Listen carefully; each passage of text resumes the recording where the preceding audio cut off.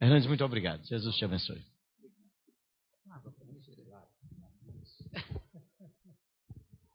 Queridos irmãos, é um privilégio, uma honra estar aqui. A agenda, mesmo que apertada, quando é um amigo que chama, a gente obedece. Então é uma honra para mim estar aqui, viu? Abra sua Bíblia comigo, por favor. Apocalipse, capítulo 1. Apocalipse, capítulo 1.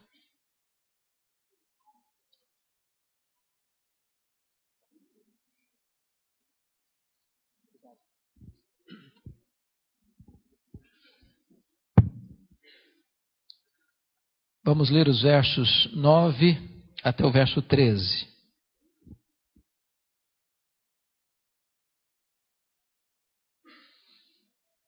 Eu, João, irmão vosso e companheiro na tribulação, no reino e na perseverança, em Jesus achei-me na ilha chamada Patmos por causa da palavra de Deus e do testemunho de Jesus.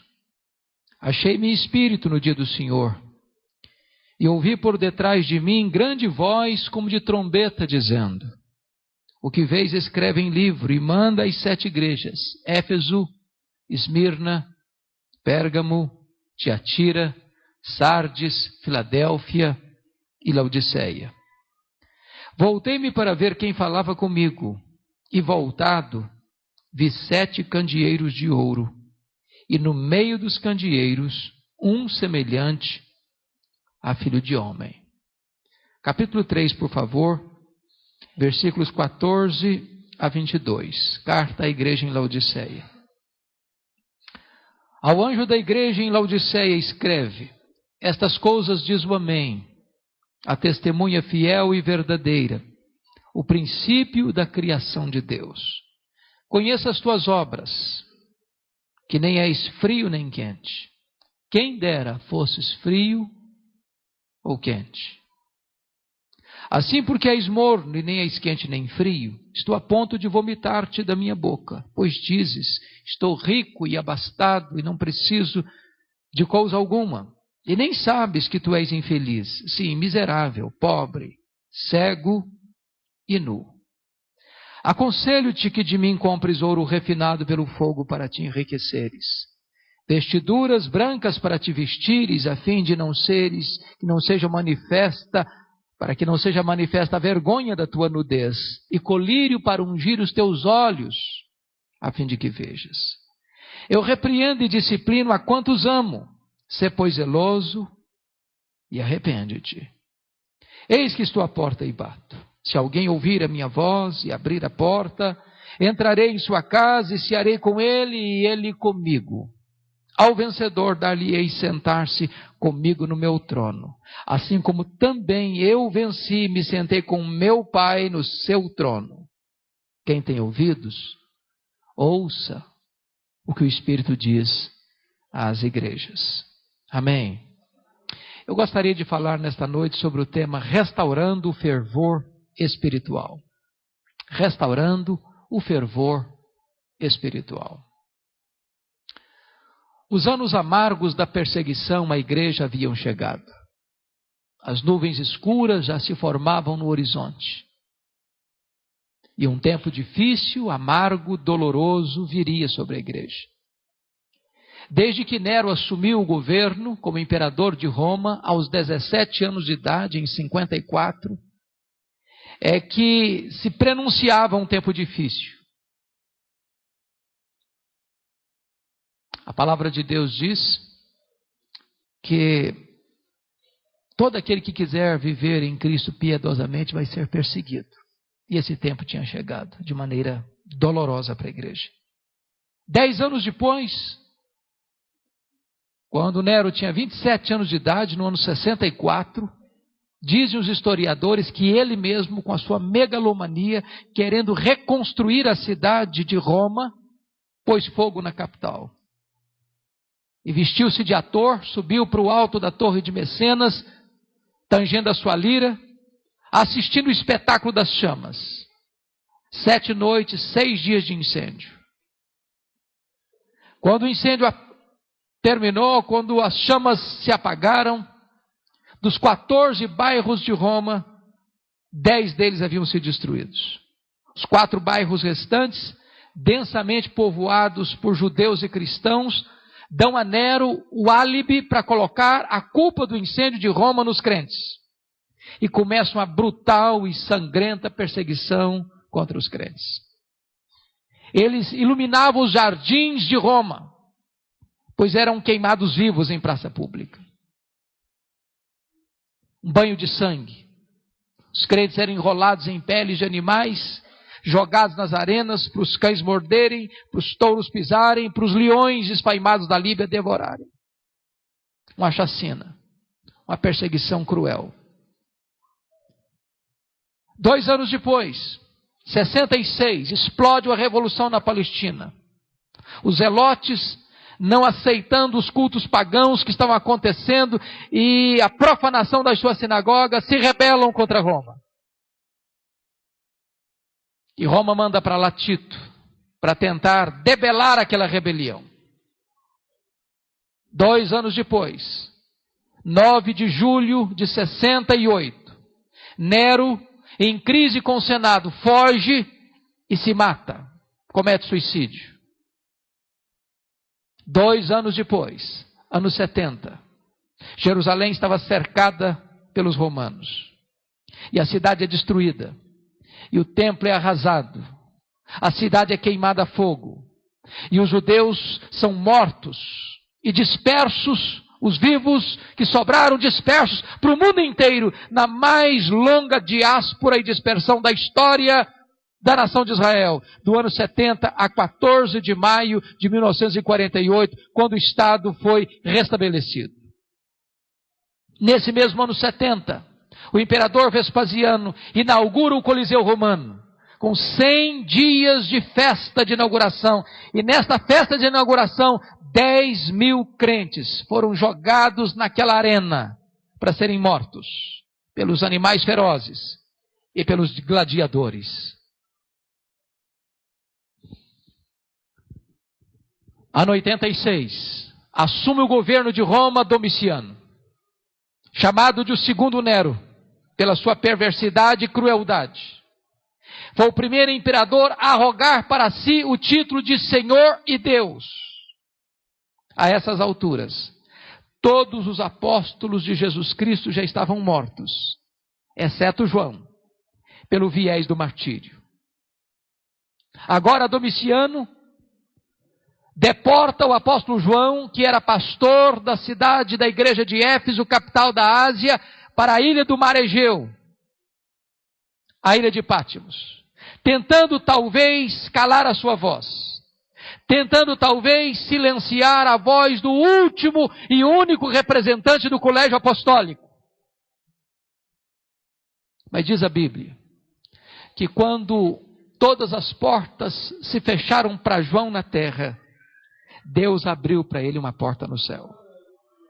E a palavra de Deus diz que ele escuta uma voz: sobe para aqui, e eu te mostrarei, não as coisas que talvez aconteçam, não as coisas que podem acontecer, mas eu te mostrarei as coisas que devem acontecer. Mesmo nos tempos mais difíceis e tenebrosos da vida, Deus ainda continua no trono e continua no controle da situação. A história nunca ficou à deriva. Deus sempre sobranceiro, vitorioso, glorioso, esteve reinando, está reinando e reinará pelos séculos dos séculos. Aquele era um dia de domingo. Era o dia do Senhor. Quando João escuta atrás dele uma voz como voz de trombeta dizendo: o que vês?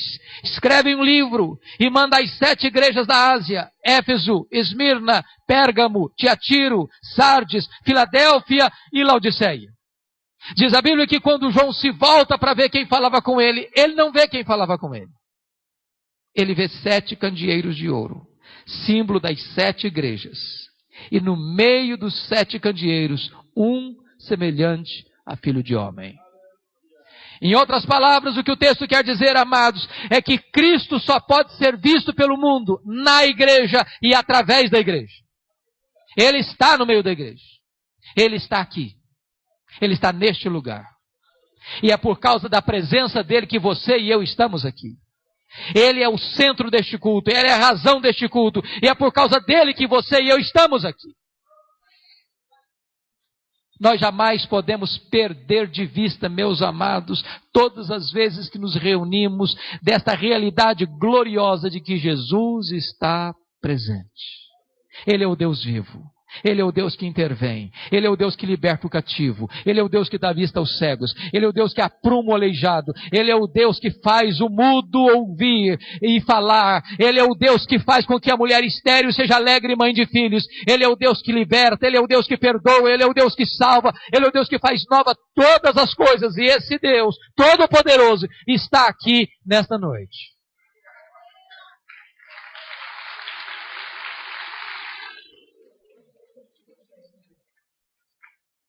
Chama a sua atenção para o capítulo 2, versículo 1, porque agora somos informados de que ele não está apenas presente no meio da igreja, mas diz o texto que ele anda no meio dos 7 candeeiros de ouro.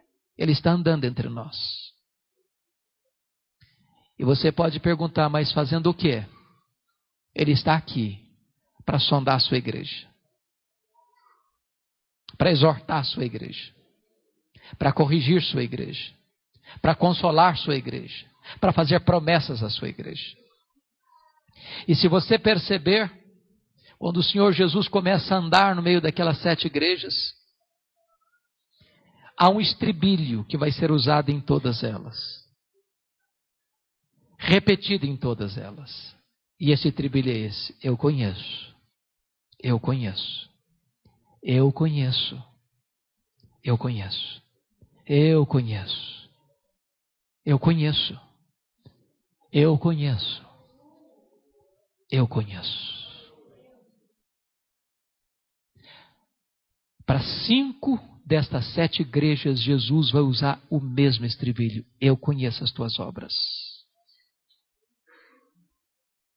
Para a igreja de Éfeso, para a igreja de Tiatira, para a igreja de Sardes, para a igreja de Filadélfia, para a igreja de Laodiceia: eu conheço as tuas obras. Eu conheço o que o seu marido não conhece, que a sua esposa não conhece, que seus pais não conhecem, que seus filhos não conhecem, que seu pastor não conhece, que a sua igreja não conhece. Deus conhece. Não há nada oculto diante dos seus olhos. Ele é aquele que tem olhos como chama de fogo. E é por isso que quando João vê este Senhor da glória, ele não vê mais o Cristo surrado da sexta-feira 13, da sexta-feira da paixão.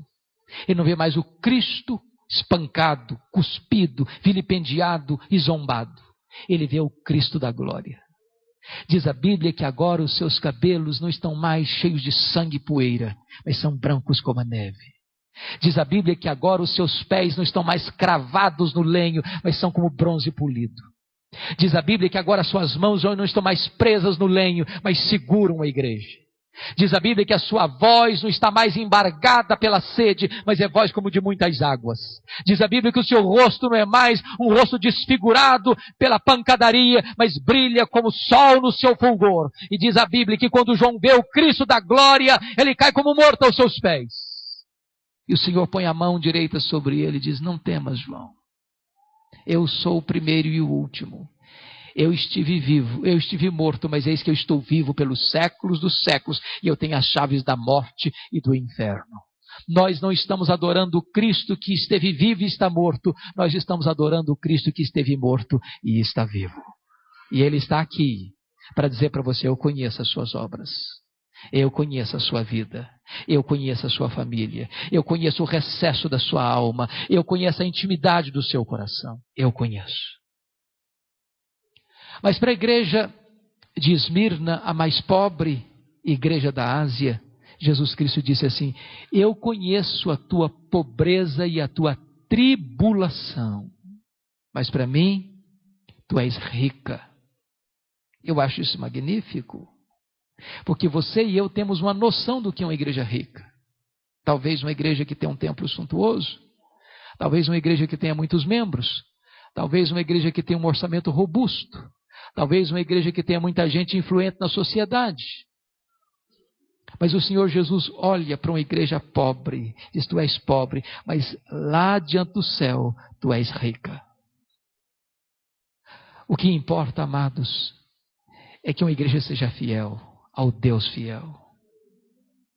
Porém, aquela igreja que se olhava no espelho, a igreja de Laodiceia, dava nota máxima para si mesma, dizia: eu sou rica, abastada, não preciso de coisa alguma. Jesus Cristo olha e faz uma outra avaliação: não, tu és pobre, miserável, cega e nua.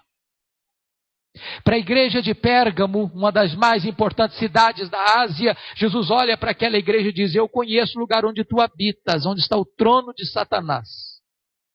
Por que Jesus Cristo disse isso? Por duas razões, pelo menos. Primeiro, Pérgamo ganhou o direito de construir o primeiro templo de adoração ao imperador na Ásia Menor, concorrendo com Éfeso, a capital. Portanto, lá em Pérgamo, o imperador romano era adorado como se fosse um deus. Segunda razão, em Pérgamo ficava o templo de Esculápio. Esculápio era o deus da cura. E o símbolo de Esculápio era uma serpente. Pessoas do mundo inteiro iam a Pérgamo para serem curadas por este ídolo, por esse deus chamado serpente. É por isso que até hoje, quando você vai ao seu médico, você vai ver na lapela do seu jaleco uma cobrazinha desenhada. Isso vem de Pérgamo. Isso significa que manteve-se essa ideia de que é o Deus da cura. E o Senhor Jesus vai dizer que toda adoração que não seja prestado ao único Deus vivo, Criador de todas as coisas, é uma adoração do próprio Satanás. Jesus Cristo conhece a geografia onde a igreja está. Mas mesmo onde está fincado o trono de Satanás, aí Deus levanta uma igreja para adorar o Deus vivo. Se você parar para perceber, Jesus está andando no meio da igreja. Ele vai sondando as igrejas. E o que eu acho impressionante é que Jesus Cristo tem elogios para fazer e tem censuras para fazer. Para duas igrejas, Jesus Cristo não tem censura, só tem elogio. Quais igrejas? Esmirna e Filadélfia. As menores e mais pobres igrejas da Ásia. Esmirna era mais pobre, Jesus Cristo diz: não, tu és rica. Filadélfia, Jesus Cristo diz: tu tens pouca força, mas eu coloquei diante de ti uma porta aberta, e a porta que eu abro ninguém fecha, e a porta que eu fecho ninguém abre. Para 4 igrejas, Jesus Cristo tem elogios a fazer e tem censuras a fazer.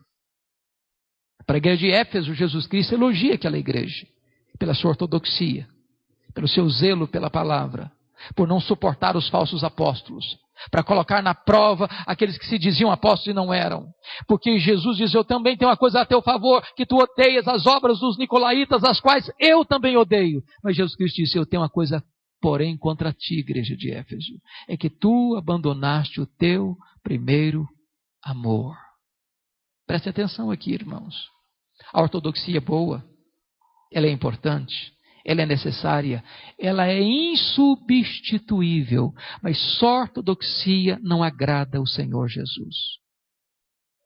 A igreja que perde a piedade, a igreja que perde a devoção, a igreja que perde o entusiasmo, a igreja que perde o seu amor por Deus uns pelos outros, não agrada o Senhor Jesus, ainda que seja ortodoxa. Por outro lado, olhe comigo a igreja de Tiatira. Jesus elogia a igreja de Tiatira porque agora, quando escreve, esta igreja tem mais obras e mais amor do que lá no começo. E aí eu fico impressionado, mas Jesus, apesar de elogiar isso, ele diz: eu tenho uma coisa contra ti, é que tu toleras aí esta falsa profetisa Jezabel que está induzindo o meu povo à prostituição. E aí você percebe um dado. Tiatira é exatamente o oposto de Éfeso. Éfeso tinha teologia, tinha doutrina, mas não tinha amor. Tiatira tinha amor, mas não tinha doutrina.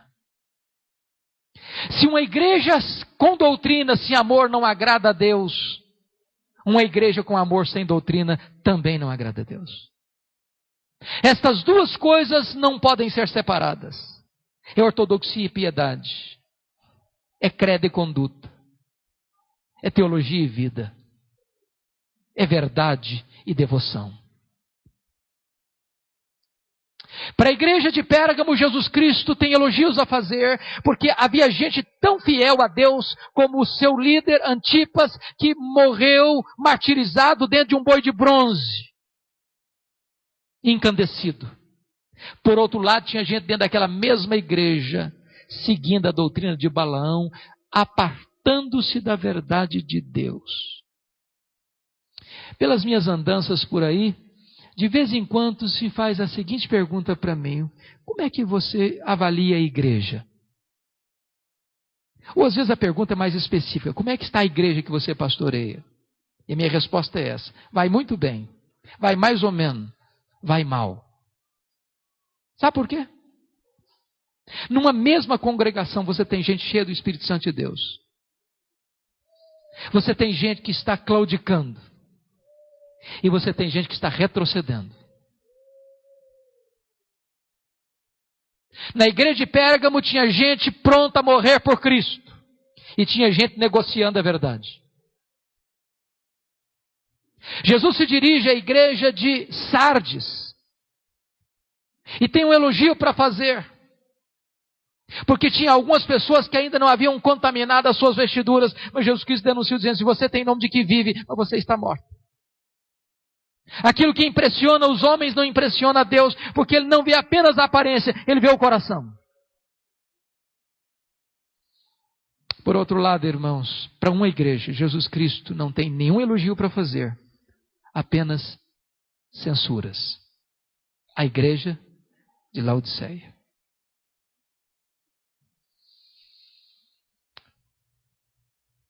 Era a igreja mais rica da Ásia. E Jesus Cristo só tem censura para fazer aquela igreja, dizendo: eu estou a ponto de vomitar-te da minha boca.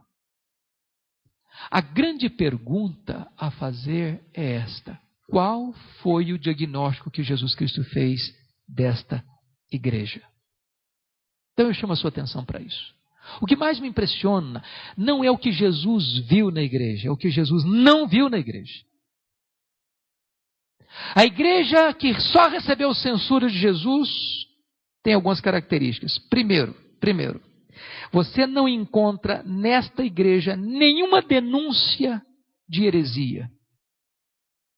Como tinha ataque de heresia na igreja de Éfeso, como tinha heresia já presente na igreja de Pérgamo, como tinha heresia presente na igreja de Tiatira, a igreja de Laodiceia era uma igreja ortodoxa. Não tem denúncia de heresia. Não tem falsos mestres incomodando a igreja. Não tem falsos apóstolos perturbando a igreja. Não tem falsas profetisas ensinando loucuras dentro da igreja. A igreja era uma igreja verdadeiramente ortodoxa. Preste atenção nisso. Uma igreja pode ser ortodoxa e ainda estar causando náuseas em Jesus.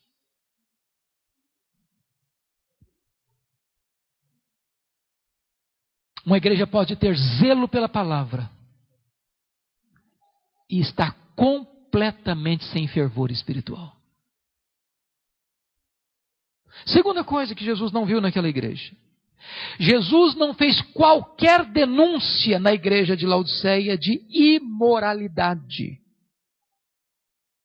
Como denunciou, por exemplo, na igreja de Tiatira, como denunciou, por exemplo, na igreja de Sardes, onde as pessoas haviam contaminado suas vestiduras. A liderança da igreja de Laodiceia não precisava se reunir para disciplinar nenhum membro. Era uma igreja ortodoxa e era uma igreja ética. Não há qualquer sinal de imoralidade na igreja. Era uma igreja zelosa da doutrina, era zelosa da vida. No entanto, mesmo com essas características, Jesus Cristo disse: eu estou a ponto de vomitar-te da minha boca. Terceiro lugar, o que Jesus não viu na igreja de Laodiceia. Jesus não viu na igreja de Laodiceia nenhum sinal de pobreza. Como havia, por exemplo, na igreja de Esmirna. Como havia, por exemplo, na igreja de Filadélfia. Era uma igreja rica, era uma igreja abastada. Era tão rica, para vocês terem uma ideia, Laodiceia era uma das cidades mais ricas do mundo. Mais ricas do mundo. Para você ter uma ideia, no ano 147 a.C., a cidade foi completamente destruída por um terremoto e os cidadãos daquela cidade nem aceitaram dinheiro público para a reconstrução da cidade. Os homens endinheirados da cidade reconstruíram a cidade.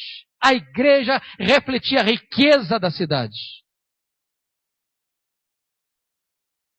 Então você vai perceber uma terceira coisa. A igreja era ortodoxa, era ética e era próspera. Mas mesmo assim, Jesus Cristo diz: eu estou a ponto de vomitar-te da minha boca. Quarto lugar, sabe o que Jesus não viu naquela igreja? Nenhuma evidência de perseguição. O mundo estava em rebuliço. O Império Romano estava massacrando os crentes. Alguns crentes, como lá em Pérgamo, já tinham sido mortos e martirizados na igreja.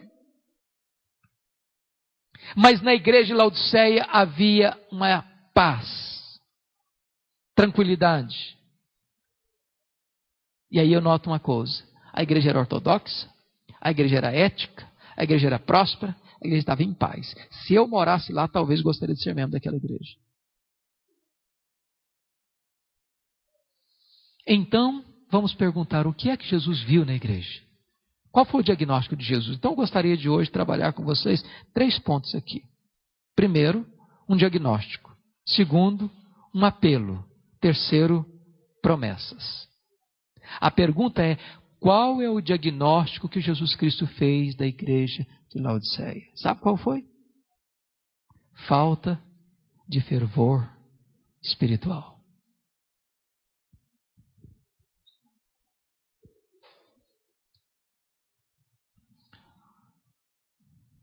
Eu fico olhando para Jesus e eu acho Jesus maravilhoso como comunicador, porque Jesus, ele é fiel e ele é relevante. Fiel e relevante. Eu não sei se você já parou para perguntar assim: por que Jesus usou as figuras que usou para esta igreja? Por exemplo, por que ele disse assim: quem dera tu fosses quente ou fria? Porque tu és morno, estou a ponto de vomitar da minha boca. Por que Jesus usou essa expressão? Por que Jesus usou, por exemplo, a expressão: aconselho-te que de mim compres ouro refinado pelo fogo para te enriqueceres? Por que Jesus usou a expressão, por exemplo: aconselho-te que compres vestes alvas para te vestires, a fim de que não seja manifesta a vergonha da tua nudez? Ou por que Jesus usou, por exemplo, a expressão: aconselho-te que compres de mim colírio para ungir os teus olhos, a fim de que vejas? Por quê? Sabem por quê? É porque Jesus lia o texto e lia o contexto. Ele lia o texto e lia o povo. Jesus não era aquele tipo de pregador que dava respostas a perguntas que não estavam sendo feitas. Jesus era fiel, ele era relevante. Por que Jesus usou a figura: quem dera fosses frio ou quente? É porque Jesus conhecia e entendia da geografia onde a cidade estava estabelecida. Eu explico. Laodiceia estava no vale do rio Lico. Aquela região era a região mais rica da Ásia Menor. Hoje ainda a região mais rica da Turquia. Haviam 3 cidades próximas umas das outras, como que num triângulo. Dava-se para ver uma outra a olho nu. Quais eram essas cidades? Hierápolis, Colossos e Laodiceia. Eram tão próximas que quando Paulo escreveu sua carta aos Colossos, diz lá no capítulo 4 que ele pede que a carta fosse lida também em Laodiceia e Hierápolis, porque era como se fosse a mesma coisa, a mesma região. O que aconteceu é o seguinte: Hierápolis era uma cidade mundialmente conhecida pelas suas águas térmicas. Era a nossa Caldas Novas ou Poços de Caldas de hoje. Ali, de uma montanha de algodão, numa rocha calcária branca, brotavam águas quentes, que iam descendo em cascatas, formando piscinas naturais, e gente do mundo inteiro ia ali para tomar seus banhos terapêuticos, para curar suas doenças. Por outro lado, na cidade de Colossos, do outro lado, era também mundialmente conhecida pelas suas fontes de águas geladas, que também eram terapêuticas. Pessoas vinham para fazer tratamento de saúde naquelas piscinas de águas geladas lá de Colossos. Porém, Laodiceia não tinha fontes, nem de água quente, nem de água fria. A água que chegava em Laodiceia vinha das montanhas por meio de aquedutos e chegava em Laodiceia mornas, tépidas, impróprias para o banho terapêutico e impróprias para beber. Causava náusea. Aí Jesus Cristo disse para aquela igreja: quem dera tu fosses quente como as águas de Herápolis, quem dera tu fosses fria como as águas de Colossos, mas porque tu és morna como as águas que chegam em Laodiceia, eu estou a ponto de vomitar-te da minha boca. Por que Jesus usou a figura do ouro refinado? Porque Laodiceia era o maior centro bancário da Ásia Menor. Todo ouro descoberto na Ásia era processado em Laodiceia e exportado para o resto do mundo. Era uma cidade riquíssima, riquíssima. Mas aquela cidade e aquela igreja que refletia a cidade, embora tivesse riqueza financeira, era paupérrima espiritualmente. Por que Jesus usou a figura das vestes brancas para te vestires? Porque Laodiceia era o maior centro têxtil da Ásia Menor. As fábricas de tecidos se multiplicavam na cidade e era conhecida mundialmente a lã negra que se produzia lá em Laodiceia. E Jesus Cristo diz então: você que se orgulha tanto das suas fábricas de roupas, você que se orgulha tanto da sua indústria têxtil, eu aconselho que você compre de mim vestiduras brancas para te vestires. Porque vestiduras brancas falam de salvação, falam de santidade. Por que Jesus usou a figura do colírio para ungir os olhos? Por quê? Porque Laodiceia era o maior centro oftalmológico da Ásia Menor. Pessoas vinham do mundo inteiro para Laodiceia para tratar das suas doenças dos olhos. Ali se produzia um remédio quase milagroso, o pó frígio. E a igreja se orgulhava de ter na cidade suas clínicas oftalmológicas. E Jesus Cristo disse: eu aconselho que você compre de mim colírio para ungires os teus olhos. Jesus é fiel e Jesus é relevante. Por isso ele olha para a igreja e diz: Laodiceia, você é ortodoxa, você é ética, você é próspera, você está em paz. Mas falta você uma coisa. E esse é o diagnóstico que Jesus Cristo faz. Falta fervor espiritual. E eu estou convencido disso, irmãos. A necessidade da igreja hoje é fervor espiritual. Graças a Deus somos uma igreja ortodoxa. Graças a Deus. Graças a Deus somos uma igreja ética. Graças a Deus. Graças a Deus somos uma igreja próspera. Temos mais do que precisamos. Graças a Deus vivemos em paz. Louvado seja Deus. Mas falta-nos fervor, queridos. Entusiasmo, vibração, piedade, devoção, entrega, plenitude do Espírito Santo. Falta-nos. Falta-nos. Falta-nos vibração com as coisas de Deus. Falta-nos prioridade com o reino de Deus. Falta-nos paixão pela obra de Deus.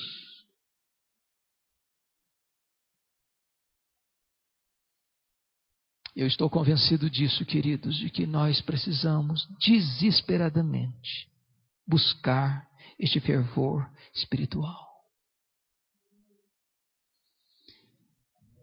Eu tenho ficado muito angustiado, sabe, irmãos, como pastor. Eu não sei se o pastor Jeremias, os pastores da igreja enfrentam isso aqui em Belo Horizonte, mas eu ficado aflito com algumas coisas. Sabe uma coisa que tem me afligido muito hoje? É a secularização da igreja de Deus. Nós mantemos todo o nosso arcabouço doutrinário, teológico, mas parece que quando nós vamos colocar isso em prática, as coisas básicas da vida, a gente tem um descompasso. Que vem uma coisa que me entristece hoje, profundamente. As nossas festas de casamento. Quanto mais rica a família, mais complicada é a festa. A gente faz um culto lindíssimo na igreja, onde se canta, se adora, se prega, se busca a presença de Deus. E quando vai para o cerimonial, não tem mais nada a ver, nada a ver, nada a ver. A música já não glorifica mais a Deus. A bebida alcoólica é servida a rodo. A pista de dança é aberta. E os crentes saem dali com as pernas bambas, trôpicos, bêbados. Amados irmãos, olhe para o retrovisor. As igrejas que na Europa, na América do Norte entraram por esse caminho estão hoje minguando. Precisamos de fervor, queridos. Precisamos de fervor. Precisamos buscar a Deus. Precisamos pedir que o Senhor inflame a nossa alma de novo. Eu fico olhando para a igreja da Europa do século XVIII. Quando a igreja estava perdendo o seu fervor, como Deus levantou um grupo de universitários para orar. Eu morei alguns meses na rua ao lado da Universidade Mackenzie. Meus irmãos, dá um desespero, dá uma angústia. Quando você vê milhares de jovens universitários, bêbados.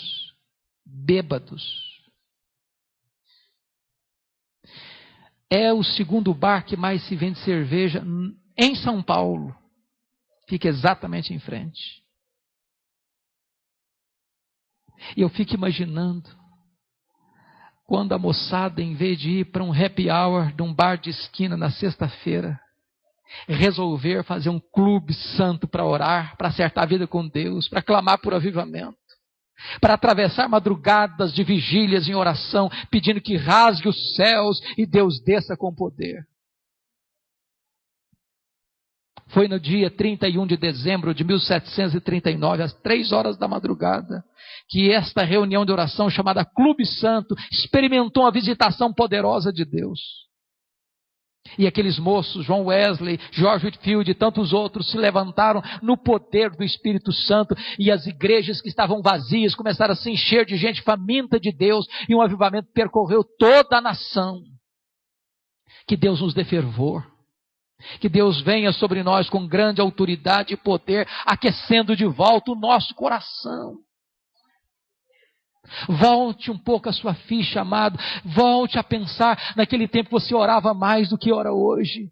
Que você buscava mais a Deus do que busca hoje. Que você lia a Bíblia e parecia que a Bíblia estava realmente saltando aos seus olhos com palavra viva que queimava o seu coração. Lembre daquele tempo em que você não saía de casa sem um folheto no bolso para entregar, que você levava uma Bíblia, um livro, uma palavra para quem estava do seu lado, no ônibus, no metrô, na rua, no táxi, em qualquer lugar que você estivesse. Peça ao Senhor Deus que aqueça de volta o seu coração. Eu conto uma história até engraçada num livreto meu, de uma igreja que estava numa pequena cidade, era uma pequena igreja, e não impactava coisíssima nenhuma cidade. Até do lado da igreja morava um ateu, que nunca fora convidado para a igreja, também nunca se interessou em ir. Um dia, o templo dessa igreja pegou fogo, literalmente. As chamas começaram a devorar aquele prédio. E os crentes foram chamados às pressas para apagar aquele incêndio, baldes d'água daqui, baldes d'água dali, baldes d'água da acolá, e de repente o ateu lá junto, jogando balde d'água para apagar o fogo. E a zeladora da igreja, ao ver o ateu ali, ficou muito surpresa, e disse: mas o senhor aqui, é a primeira vez que eu vejo o senhor na nossa igreja. E o ateu respondeu: mas também é a primeira vez que essa igreja pega fogo. É claro que eu não estou falando de fogo estranho, Porque eu não estou falando de fogo fátuo, de fogo fabricado na terra, de fogo plástico que só tem beleza, mas não tem calor. Eu estou falando do fogo do Espírito, que aquece, que purifica, que ilumina, que alastra, que promove a glória de Deus e o crescimento da igreja. Precisamos de fervor, queridos. Nós precisamos de fervor. Sabe o que acontece? Quando a igreja perde o fervor, ela provoca sofrimento em Jesus. Você já teve náuseas? É um desespero. É uma angústia. É pior do que uma dor crônica, aguda. E quando nós perdemos o fervor, ainda que conservemos a ortodoxia, ainda que conservemos a ética, ainda que conservemos a prosperidade, ainda que conservemos a paz, se perdemos o fervor, nós provocamos náuseas no Senhor Jesus.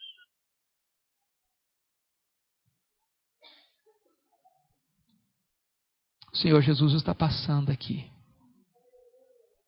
E Ele está investigando a sua igreja, cada um de nós. Qual é o diagnóstico que Ele tem para fazer da sua vida?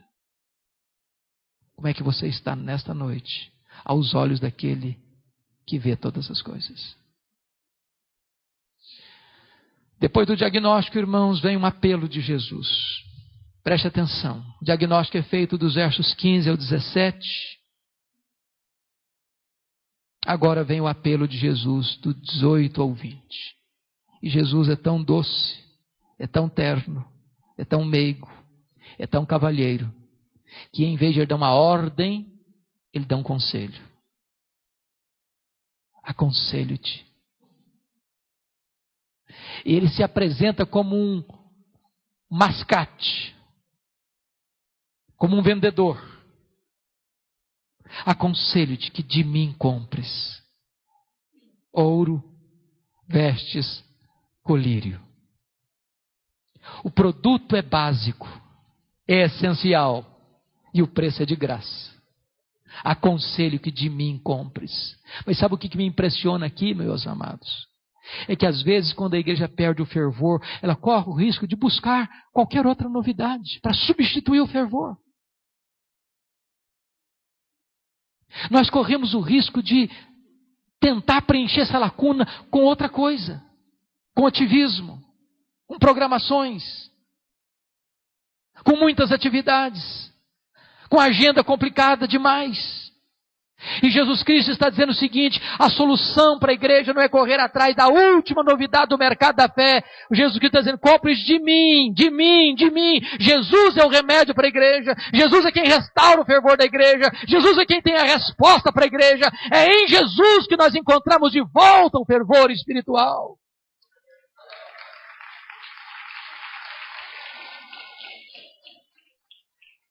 Amados irmãos, depois que Jesus faz este apelo, Ele vai dizer para você que você pode ser muito rico. E essa riqueza não preencheu seu coração. Você precisa comprar ouro de Jesus. É a riqueza do céu. É a riqueza espiritual. Você pode andar no carro mais chique da sua cidade, você pode morar num apartamento de cobertura, você pode ter o carro importado na sua garagem, você pode ter a conta mais robusta que tem lá no banco, mas se você não está enriquecido com a graça de Deus, haverá ainda um vazio no seu coração. Você pode frequentar as boutiques mais famosas de Belo Horizonte, você pode usar as roupas de grifes mais caras da cidade, mas se você não estiver trajando as vestes alvas que Jesus oferece, você estará nu espiritualmente. Você pode ter uma visão de águia, mas se o colírio do céu ainda não limpou os seus olhos, você não terá discernimento espiritual.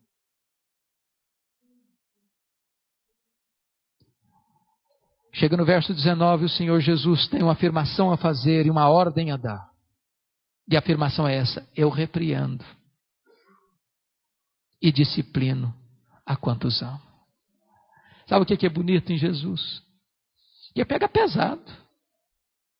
Mas ele não pega pesado porque quer esmagar a cana quebrada e apagar a torcida que fumega. Está dizendo, eu estou pegando pesado com você porque eu amo você.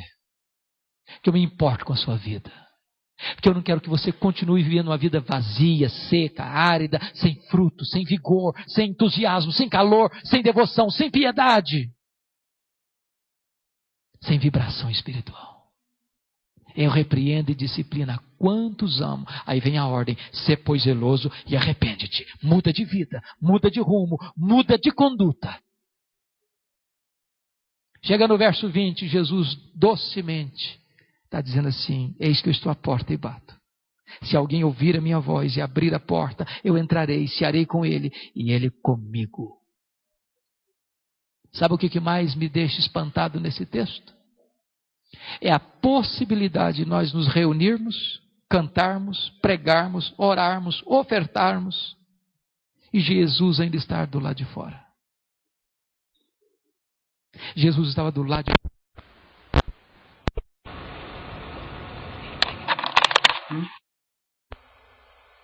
Particular. Sabe o que Jesus está dizendo? Como é que restaura o fervor espiritual? É quando você convida Jesus para estar com você, na sua vida, na sua intimidade. Eu estou à porta e bato. Se você abrir a porta, eu vou entrar, você com você e você vai cear comigo. Que Jesus nos convide a cear com Ele é um milagre. Mas que Ele queira cear conosco é graça. Ele quer ter comunhão com você. Ele quer ter intimidade com você. Vida cristã, querida, é muito mais do que apenas um corolário de doutrinas. Vida cristã é um relacionamento com a pessoa viva do Senhor Jesus. É intimidade com Ele, é comunhão com Ele, é estar à mesa com Ele, é desfrutar da presença dEle, é deleitar-se nele. Ele é a fonte da vida, Ele é a fonte da alegria, Ele é a fonte da paz, é na presença dEle que tem plenitude de alegria, é na destra dEle que tem delícias perpetuamente. Ele está dizendo, eu quero estar com você, eu quero ter intimidade com você.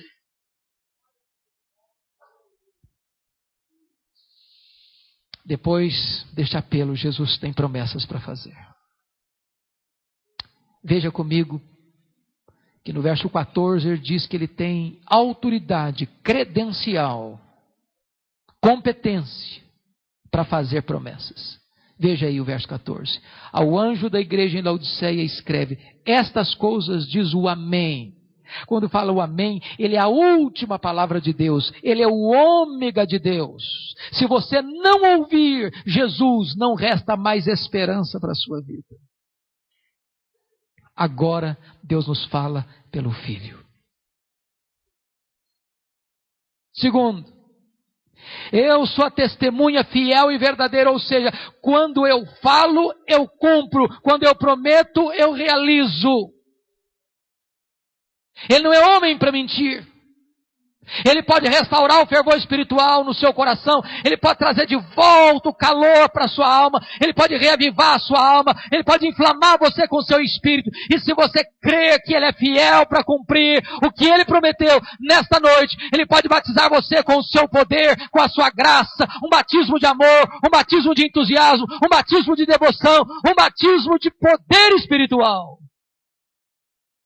Ele vai dizer o seguinte, eu sou o princípio da criação de Deus.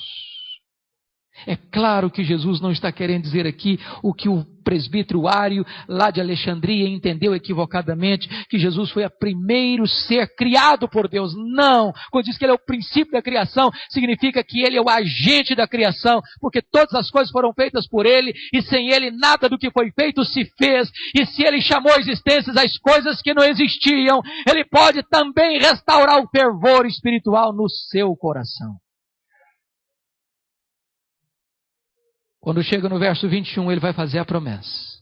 Ao vencedor, dar-lhe-ei sentar-se comigo no meu trono, como também eu venci e me sentei com meu Pai no seu trono. O que eu acho bonito é a transição do verso 20 para o verso 21. Ele sai da privacidade da mesa no verso 20 para a publicidade do trono no verso 21. Quem é que se assentará com ele no trono? quem se assentou com ele à mesa.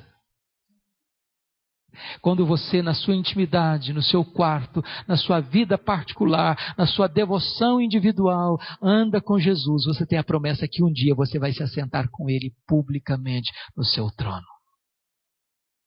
Jesus não quer apenas levar você para o céu, ele vai levar você também para o trono. Para uma igreja que se orgulhava das suas riquezas, das suas pompas, das suas glórias humanas, Jesus Cristo está dizendo: igreja, o que eu tenho para você é muito maior, é muito melhor. Eu quero colocar você numa posição de regência, de governo, de liderança, no trono. Por isso Jesus termina dizendo: quem tem ouvidos, ouça o que o Espírito diz às igrejas. Irmãos amados, em julho do ano passado eu estive visitando essas 7 igrejas, percorrendo uma por uma. E eu fiquei muito triste, chorei algumas vezes. Sabem por quê? Porque todas essas 7 igrejas morreram. Morreram. Hoje se tem apenas uma vaga lembrança de uma igreja que existiu no passado. Apenas pedra e poeira. E nada mais. Nessa mesma região tem menos de 1% de crentes em Jesus. Em toda essa região das 7 igrejas. Sabem por quê? Porque essas igrejas não ouviram o que o Espírito disse a elas. Há uma estatística de que a igreja corre um sério risco de, em cada 3 gerações, passar por um processo de apostasia. Aquela geração que saiu do Egito, pereceu no deserto. A segunda geração entrou na terra prometida. A terceira geração não conhecia mais a Deus. Talvez os nossos avós foram mais crentes que os nossos pais. Talvez os nossos pais foram mais crentes do que nós. Irmãos, nós estamos numa corrida de bastão. Se nós não passarmos o bastão para a próxima geração, corre-se o risco de a outra geração não conhecer a Deus. Olha para a Europa, o velho continente, onde aconteceu a reforma protestante, onde aconteceu o movimento dos puritanos, onde aconteceu o movimento missionário moderno, onde aconteceu o movimento de oração dos moravianos, onde aconteceram os grandes avivamentos, onde aconteceram as grandes obras missionárias que levou a palavra de Deus para o mundo inteiro. A Europa hoje é um continente chamado pós-cristão.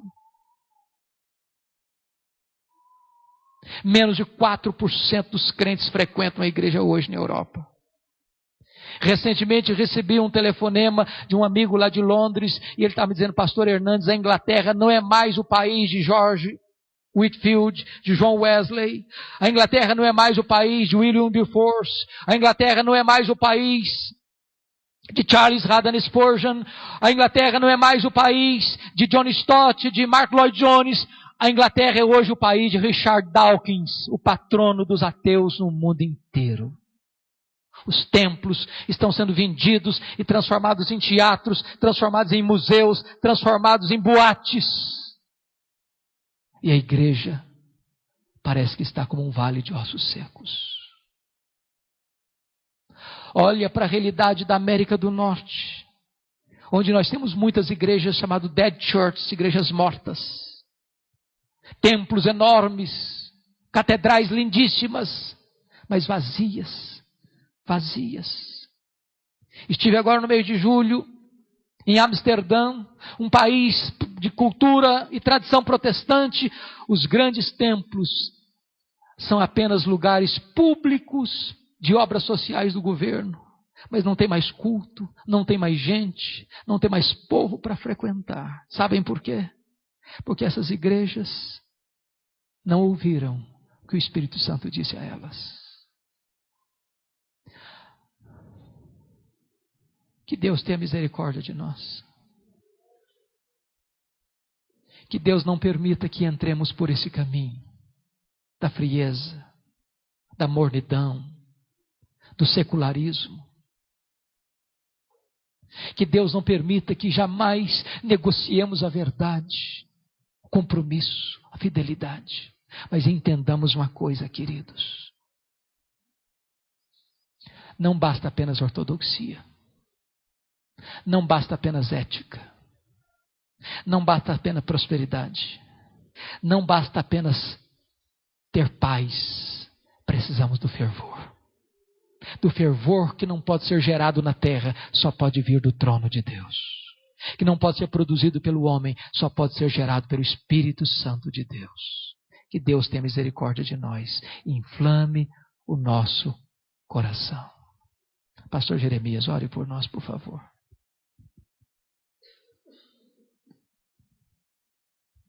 Queria convidar você a se colocar de joelho, meu irmão.